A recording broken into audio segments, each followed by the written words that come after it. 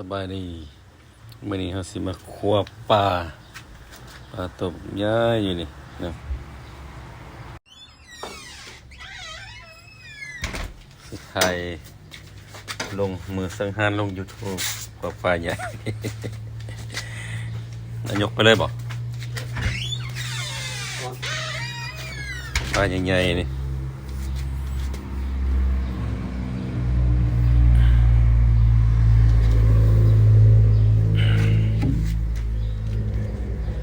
ข้าวขนาดนั้นปลาเนี่ย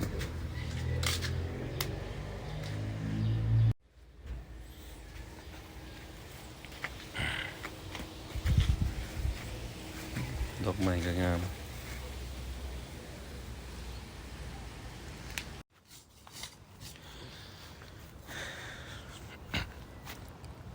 มือสังหารกำลังเริ่มลงมือสังหารป่าสังหารป่านั่งมันเนี่ยเก็ดมันก็เก็ดน้อยสิมีเก็ดเลยเขานำก่อนลวกไปยาละลวกเรียกละ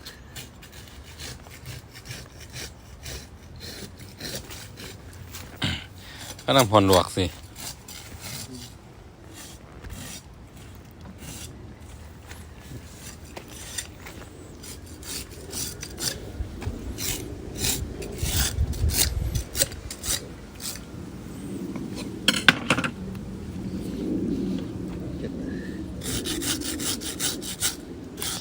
มันเป็นเก็ดน้อยๆเนาะนั่นเนาะ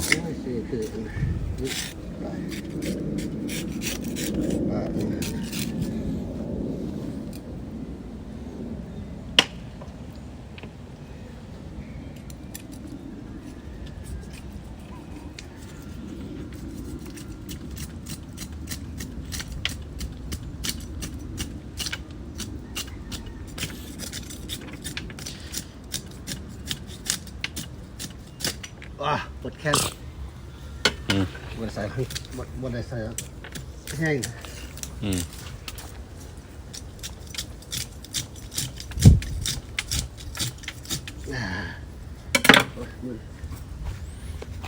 มือ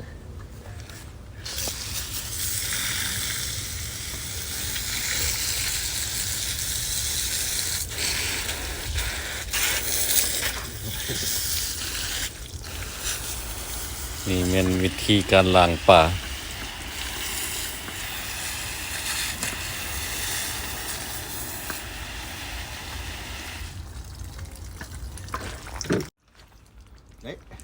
เก็ดมันออกสิ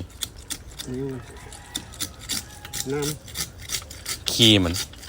ขี้ค้างมันขี้ค้างคมร้อนคมเลยนะคมเลยเป็นพิษเนี่ยเนาะขี้มันนี่เนาะคันคือบาดคนเนาะ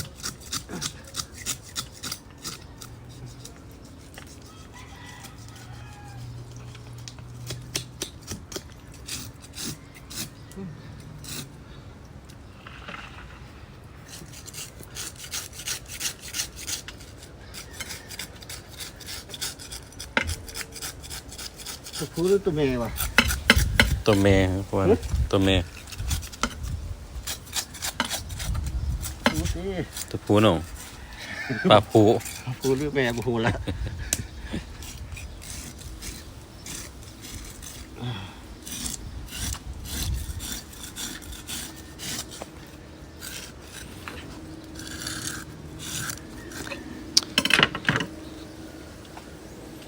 ปิด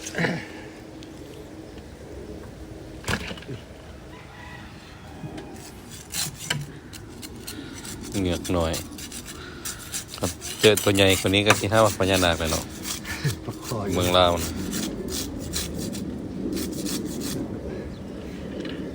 เก็บอินมเพียงเข้าตัวเหงือกนู่นเลยคล้องแบบง่ายกว่า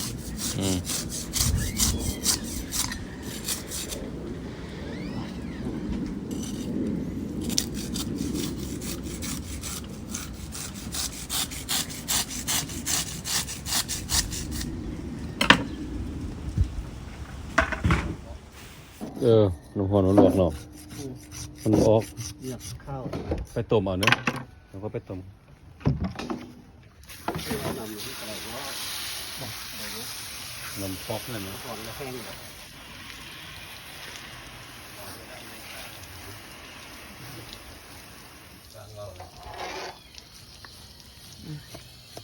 บางที่พวกฝาก็ง่าย น้อยโอ้โห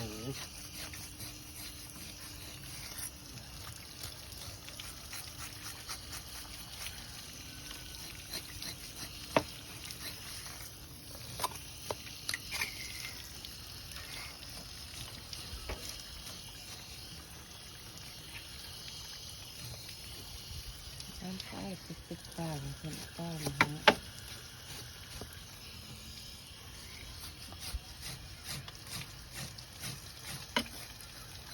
ใช่ใช่เสียดาย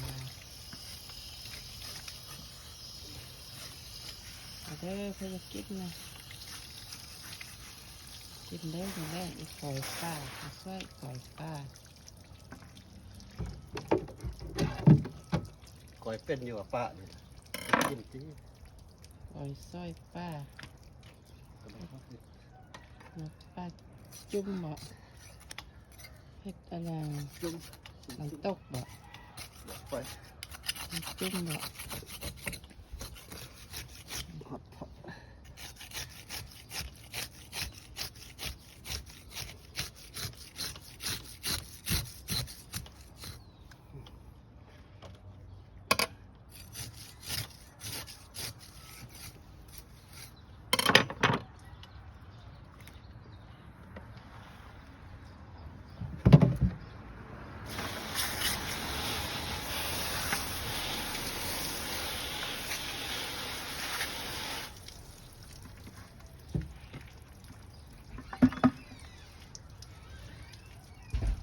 ยับขึ้นมาไปอีกเลย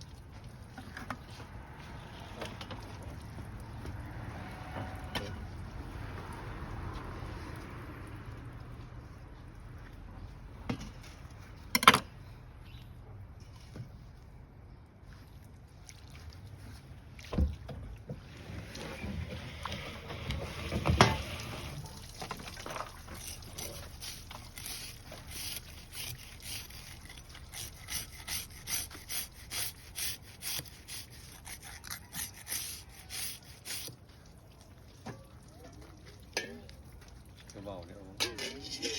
ง่ายไปน้ำโอ้ ก็น้ำหอนลวกเพราะมันอันนี้ลวกครับ เก็บอ่อนหมดออก เก็บอ่อนออกมันแข้งแล้วก็เป็นเหมือกลาย เอาเต็มบ่ เออ หลอดเองบ่ เอาอีกตัว มันบ่ บ่ฮอนดีเนาะ ว่าหอนดีบ่ได้ต้มหม้อใหญ่หว่ะ เติมไปเลยก็เลย อืม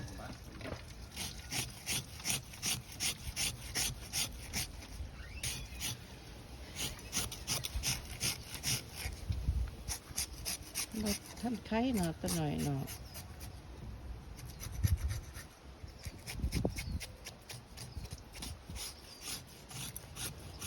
แต่ตะปูเนี่ย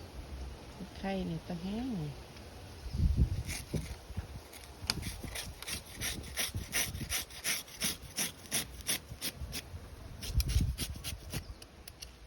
สุดโต๊ะนี่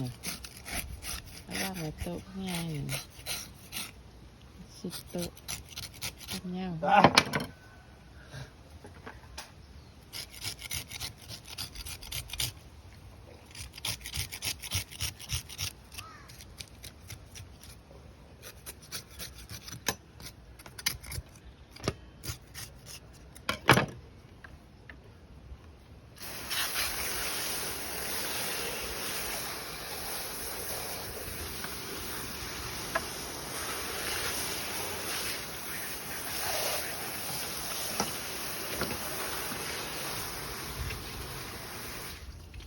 แล้วว่า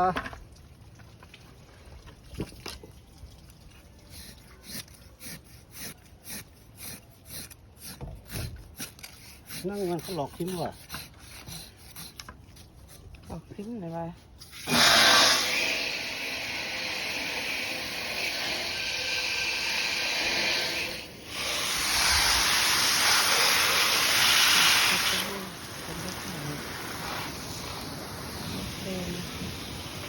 ส่งที่นี้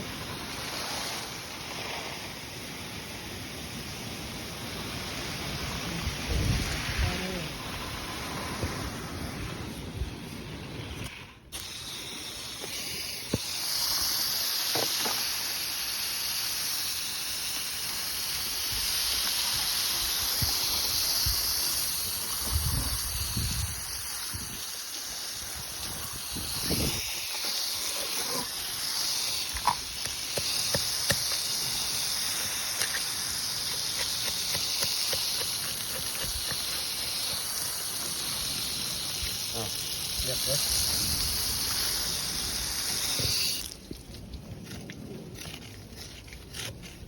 หยุดไว้ได้คนก็ได้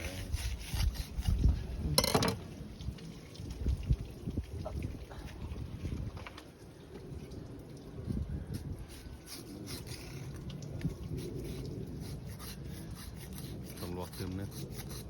ปัดหนึ่งเดี๋ยวมันนึงเนาะ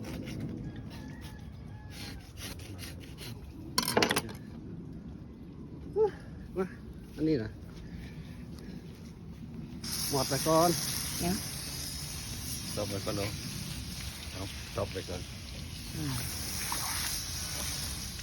เฮ้ยหยุดไว้ก่อนต่อไปวัดขั้ววัดตัดแล้วสองทายมา